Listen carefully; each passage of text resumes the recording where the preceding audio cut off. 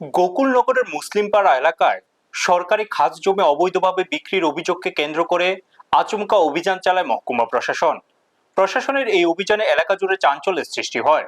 জানা যায়, সরকারি খাস জমি দখল ও বিক্রির অভিযোগের ভিত্তিতে প্রশাসনের একটি দল ঘটনাস্থলে পৌঁছে জমির নথিপত্র ও বাস্তব পরিস্থিতি খতিয়ে দেখে।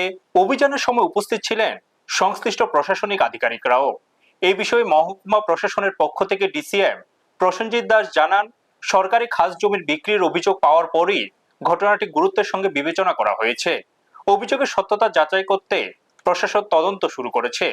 তদন্তে কোনো ধরনের অনিয়ম বা বেআইনি কর্মকাণ্ডের প্রমাণ মিললে আইন অনুযায়ী কঠোর ব্যবস্থা নেওয়া হবে বলেও তিনি জানান। প্রশাসনের এই পদক্ষেপকে ঘিরে এলাকায় ব্যাপক আলোচনা শুরু হয়েছে।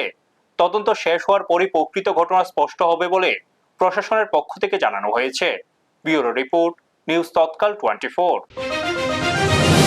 আমরা অ্যাকচুয়ালি গত কিছুদিন আগে আমরা একটা কমপ্লেন পেয়েছি।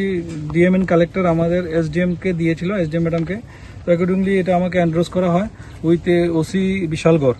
আমরা এবং আমার টিমে আরআই, রেভিনিউ ইন্সপেক্টর, তহসিলদার সবাই আমরা এখানে এসেছি। জায়গাটার নাম হলো দীনদয়াল গ্রাম পঞ্চায়েতের অধীনে, মুসলিমপাড়া যেটাকে বলে। তো ওইখানে আমরা একটা কমপ্লেন পেয়েছিলাম, যেটা 1/48 খতিয়ানে টোটাল 3.25 একর জায়গা আছে। সেই জায়গাটার মধ্যে কিছু অবৈধ লোক যারা পরিচয় ব্যতীত এখানে বসবাস করছে, কমপ্লেনটা এরকম ছিল দীর্ঘদিন ধরে।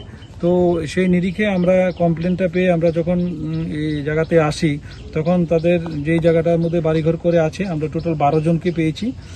তারা এখানে বাড়িঘর করছে করে 2019-20 নাগাদ তারা বাড়িঘর করছে।